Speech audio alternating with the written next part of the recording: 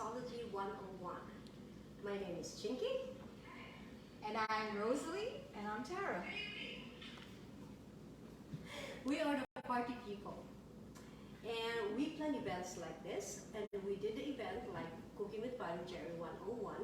So now we're doing this Mixology 101. So we hope that you will learn from our guest mixologists and please enjoy the show. Tonight we're going to introduce to you our guest mixologist. That's a surprise. And who will be going to give us tips on mixing cocktails, both alcoholic and non-alcoholic beverages. But before we start, I would like to present to you our special guest for tonight, Father Jerry, who will be explaining to us. There is a reason why we drink alcohol, and he can explain it to us. Father Jerry, welcome. Take it away. Take it from the expert. Well, good evening, and I hope we are enjoying our time tonight after dinner, after our Cooking with Father Jerry 101 with dinner. Of course, we end up with something to drink, right? And it's always part of our culture to have something, either alcoholic or non-alcoholic drinks, to celebrate the company. But you see, it's not all about it's all about the spirits of the alcohol. I think the word our takeout for today is our takeaway for tonight is spirits. Okay, it's rooted in a culture that is where we are familiar with spirit. We have Holy Spirit. We have the spirits of the wine. You know, I remember I have to postpone my my driving test because I have to drink. I drank a lot of mass wine, and it affected me. The spirit affected me. Okay, the spirit. It's ruah. It's the breath. It's the breath. In Genesis, it's very, very prominent. The breath of God made us special. That's why spirits are special, right? So we are doing this in the spirit of friendship, okay? In the spirit of our community. We've been through a lot through this pandemic, and once in a while, it's always good to have a good dinner and a good drink. So enjoy the spirit of our community, and I hope that we will always be together. We pray together, we enjoy our time together, we worship together, and we'll be together. God bless us all. I knew I was right, but I can drink. And I drink alcohol with, of course, I don't drink. Okay, so anyway, so now, ladies and gentlemen, you in our Facebook Live audience, we are going to welcome our guest mixologist who has a PhD in chemistry / alcohol. No other than our Professor Henry Wick, and with his collaborator, the new granite of Queenship of Mary, Granite Herm.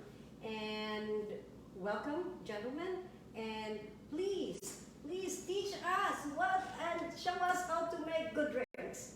All right, ladies and gentlemen, welcome Henry and Granite Herm.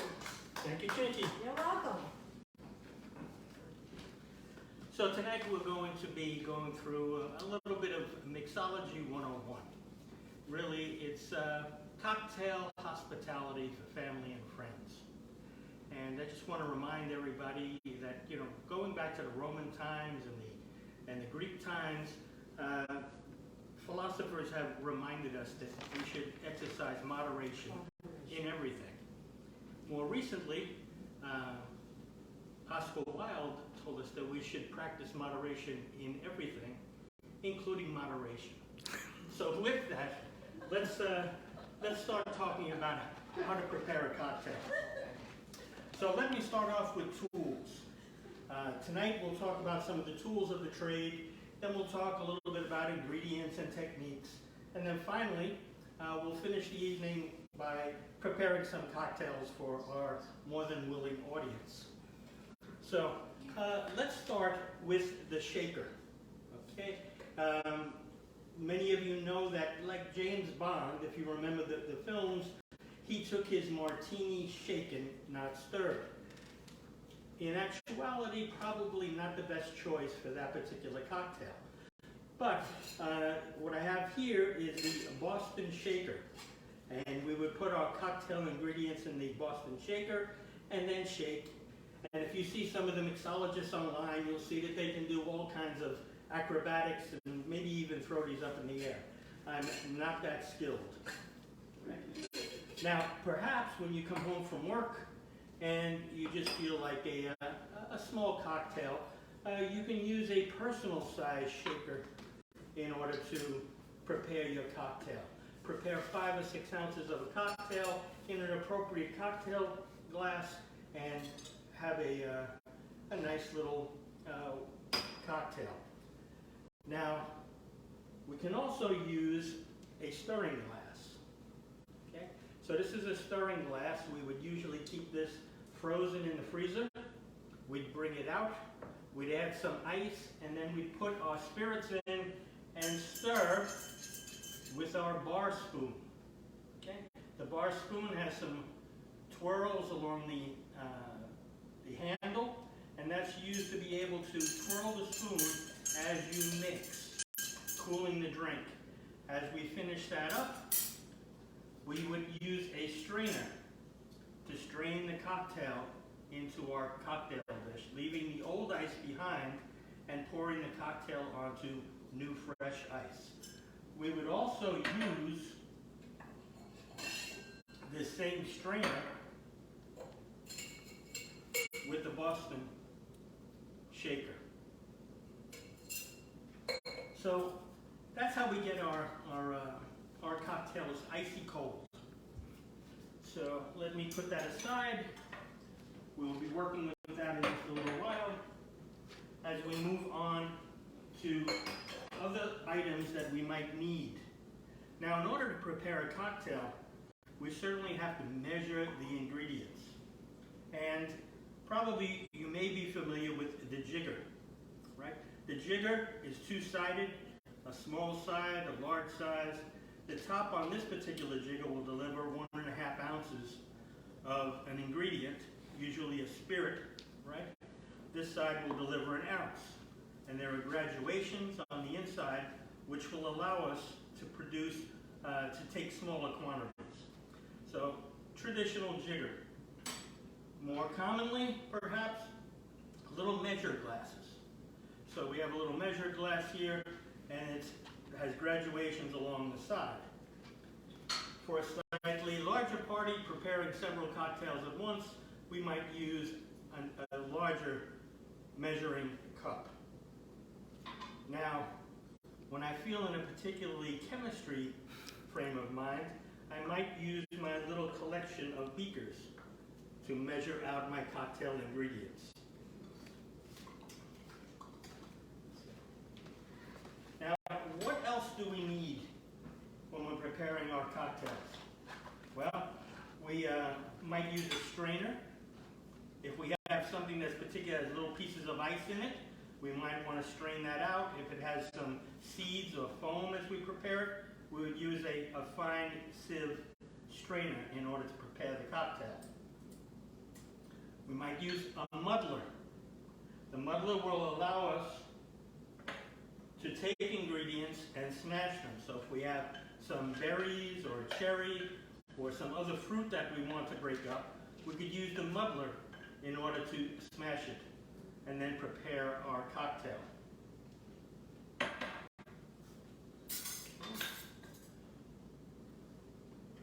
As we get towards the part of the evening when we'll start to prepare a cocktail or two, we'll need to squeeze some fresh citrus. Now, it's important that you use fresh citrus and not canned or pre-prepared citrus. It really adds to the flavor of the cocktail. So tonight we're going to prepare. Well, let me just step back a second. I'd like to tell you about an ingredient that I prepared prior to tonight's event, and that is an ingredient called a shrub. A shrub is a way of preserving the freshness of seasonal fruit. So I took a little trip over to Stoltz's farm, and if you were to go through the farm today, you'd see that they have some really good-looking blackberries. So I purchased some blackberries, brought them home, and put them into a wide-neck jar. I added an equal amount of sugar. So in this case, I had a basket of berries. I put that into my container. I added a cup of sugar, and then I used my muddler to smash it all up. I then took that and I put it into the refrigerator and I let it sit for 3 days. After sitting for 3 days, it's provided us with a very nice blackberry syrup. Now, as a blackberry syrup, it wouldn't have a very long shelf life. So what you do with a shrub is you add vinegar. Vinegar reduces the pH of the shrub and gives it a long shelf life. So this can stay in the refrigerator for probably a month or two without any degradation of the taste. So now what can we do with this shrub? What we have here is we essentially have the essence of those fresh blackberries. So one thing we can do, very simple, is to prepare a non-alcoholic, it's pretty close to a soda, right? So we can take some of the shrub,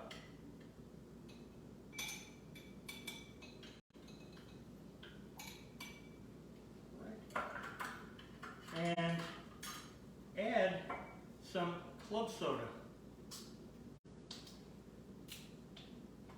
to the shrub.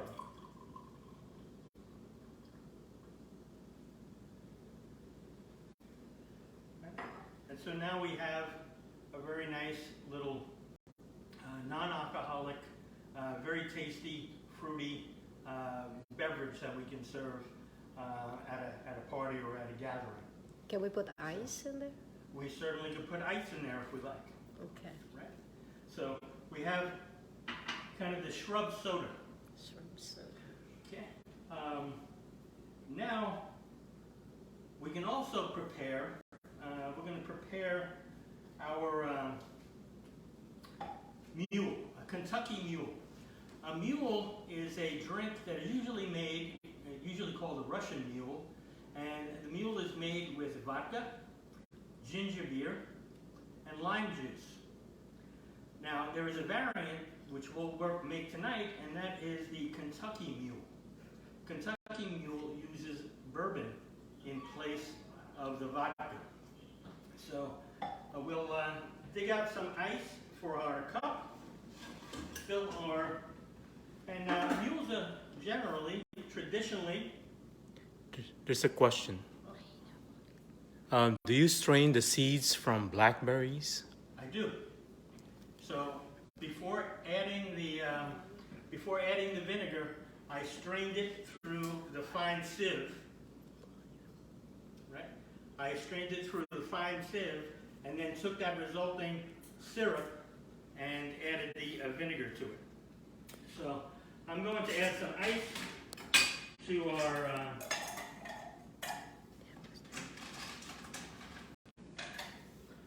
our mule cup, and the mule cup is a copper cup, and we're going to measure out some bourbon.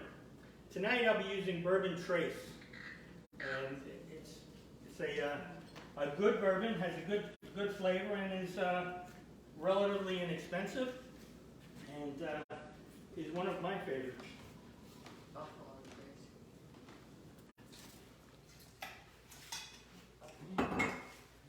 Then we're going to add some lime.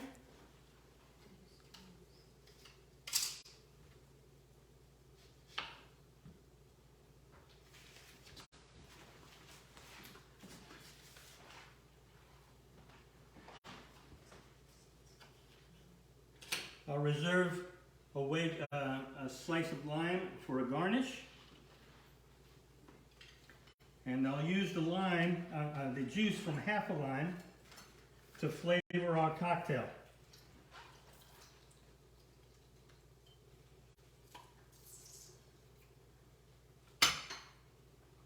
And then we'll top off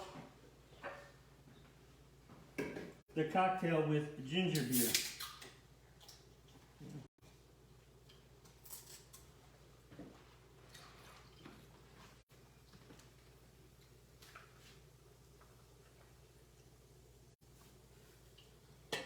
Okay, a quick stir.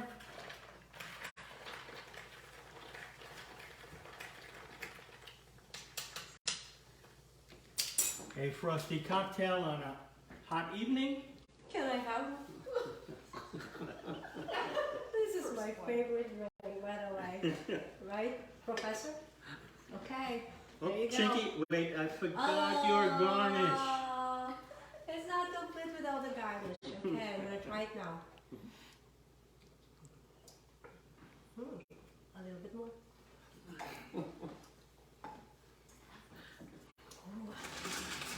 Got that. Thank you. This is very good. The best. Yep. Someone's asking, does the ginger beer have alcohol?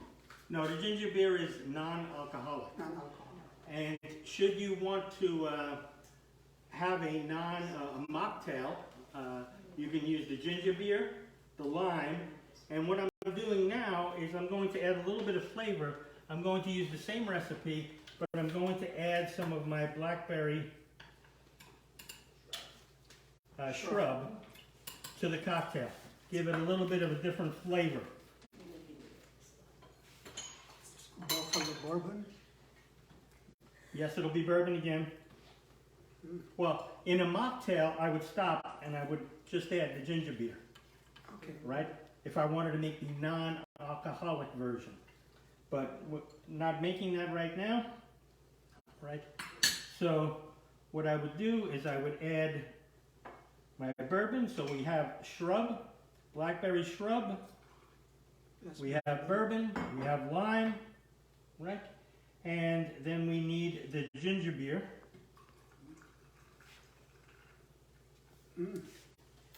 Give it a little stir.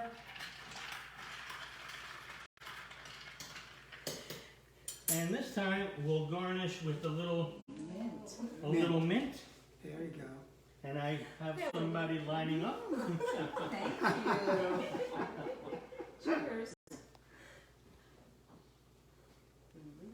Again, Tara. That's good. Best. Isn't it very good? Good. Okay. We got our models here.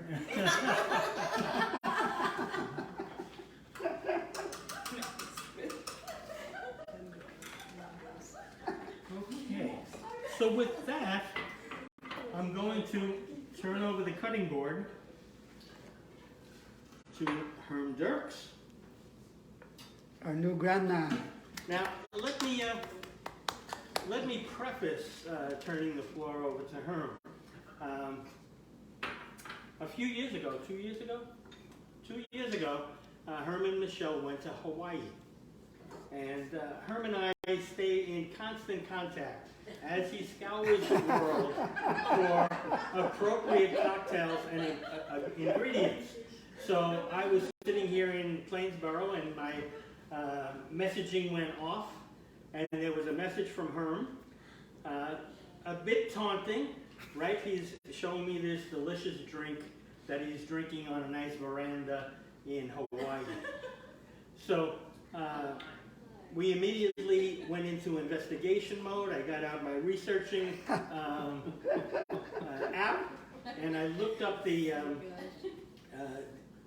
particular cocktail, which unfortunately I can't pronounce, but Herm or Michelle will be able to pronounce it, right? I did find it. It is also called the Democrat, and it was named the Democrat in honor of the bartender believing the last great Democrat was Harry Truman. So this is, and who only drank bourbon. So with that, I'll turn it over to Herm, and he'll take you through the Spotty Oddie Doppelicious. Oh. Try that again real fast. Spotty Oddie, Doppelicious. Wow. So, Spotty. That's hard to pronounce. it's hard to Spotty pronounce. Oddie, Doppelicious. But it's good to drink, I think. It's wonderful to drink. So Michelle and I, we love Hawaii. And one of the things that we kind of love about it, or passion that I have, is looking for the best Mai Tai. Now, Mai Tai is not related to this, but it kind of led us to this. And the reason why I'm just bringing that up is, no matter where we went to in Hawaii, and Hawaii makes the best Mai Tais, no two bars make them the same. And there's just different ingredients. Different rums, different orange scents to it. They use, some people use Grand Marnier, some people just use an orange peel, pineapple juice, and that is why Hawaii has the best Mai Tais, because there's no other place than Hawaii that has the best pineapples. So anyway, so we went to this bar, the Monkey Pod, kitchen in Lahaina. Wonderful place, highly recommended should you ever go to Kaanapali. And it's just fantastic food, as well as the drinks are fantastic. So with that, in the Spotty Oddie Doppelicious, we have Buffalo Trace, we have lemon, Buffalo Trace, peach liquor, creme de pêche, and it's a combination of the last ingredient, which is lemon juice and honey. So with that, I need to finish this dose of lemon juice. And it's easier to go ahead and start peeling it a little bit now, because I don't know about you, but sometimes it's not easy to cut this. So I'll use the squeezer, juice squeezer. As you see, it kind of cut it. Just going to add to this dose. And the good thing is the bottom of this is fine enough where I don't have to worry about the seeds coming out.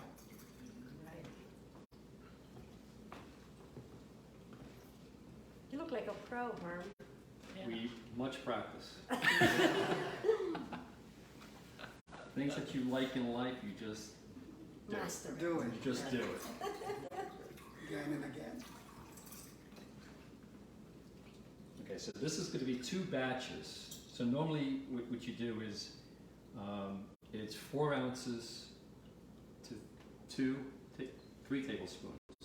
3 tablespoons of honey. But I doubled it in this size because of the large crowd we have. Okay. Someone's asking, what are the 2 liquors? The 2 liquors is the Buffalo Trace bourbon and the creme de pêche, or a peach liqueur. Okay? So that's it. Asking what brand is that juice squeezer? Oh! It's Chinky's brand. Chinky's. You can buy it at CVS. Amazon. Amazon's probably better. Either one is fine. Henry used lime in this, so that's why I didn't do it. I didn't want to contaminate the lime with the lemon, so I just went with the lemon. So I'm just going to mix this together. So I need to fuse this, so bear with me here for a minute. As you can see, the honey is kind of dense, so I just need to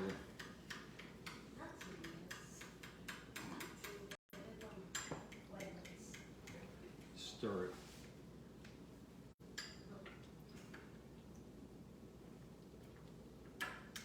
And then what I'll do, I'll get it back in here. No real easy way of doing this.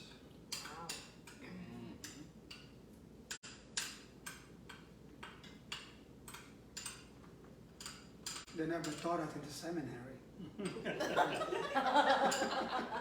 There was no mixology there. We just mix We just mix everything. randomly, They just mix in the stomach. or sometimes I just dance. That's mix. Oh, wow.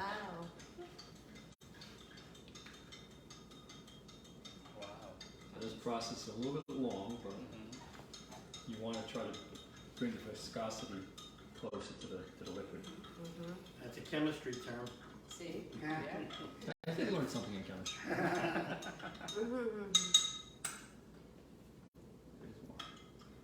Is that local honey that you're using? Unfortunately, no. It's your standard golden Bear. bear. Okay. If you knew that, why did you ask? No, I didn't see the bear. So, got my 2 glasses. Move this out of the way.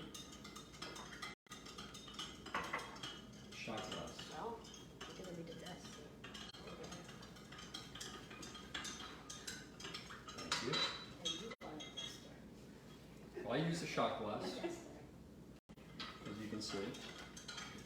And it's relatively easy. It's going to be 1 ounce of the bourbon. Tester? See the line, right? So bear with me.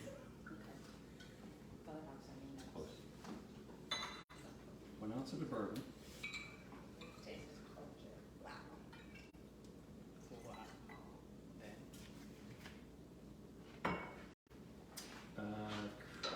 Cream tais, creme brulee, peach liquor, diesel. And this will be half an ounce. So now I have to gauge this.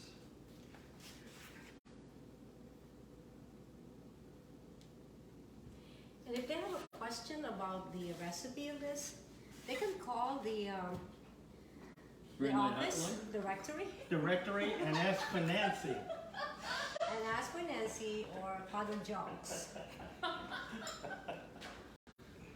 They have the recipe. And then lastly, another half ounce of the lemon With honey. with honey Nice. mix. Wow. That looks good. Oops, got that bit in there. Looks good then. That looks really good. A little pearl.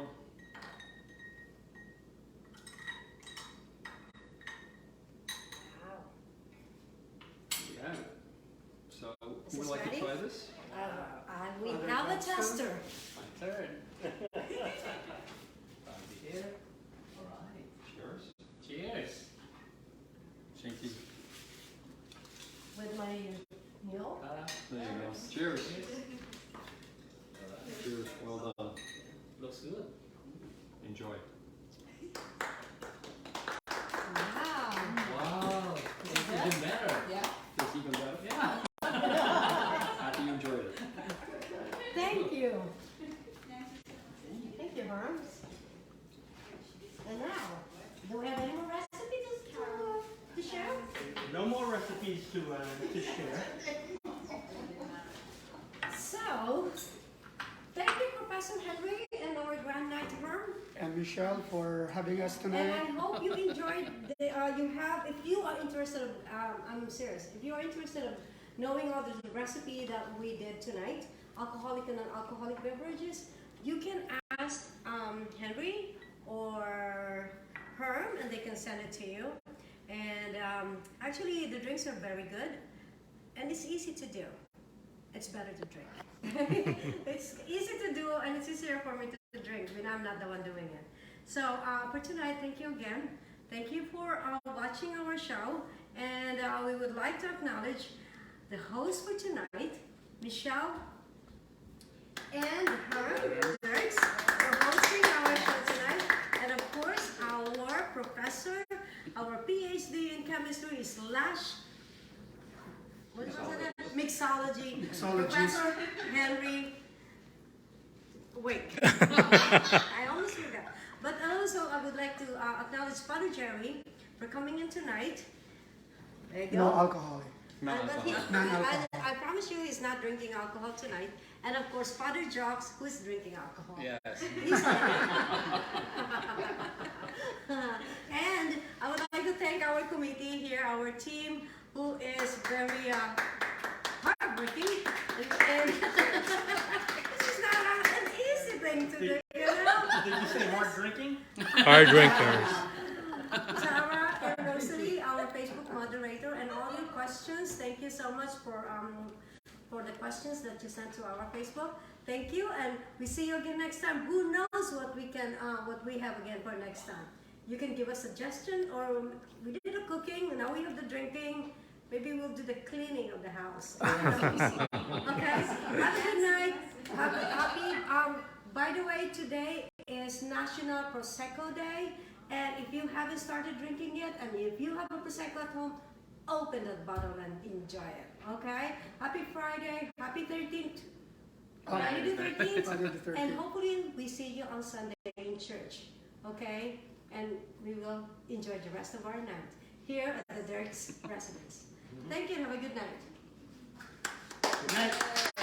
Good night.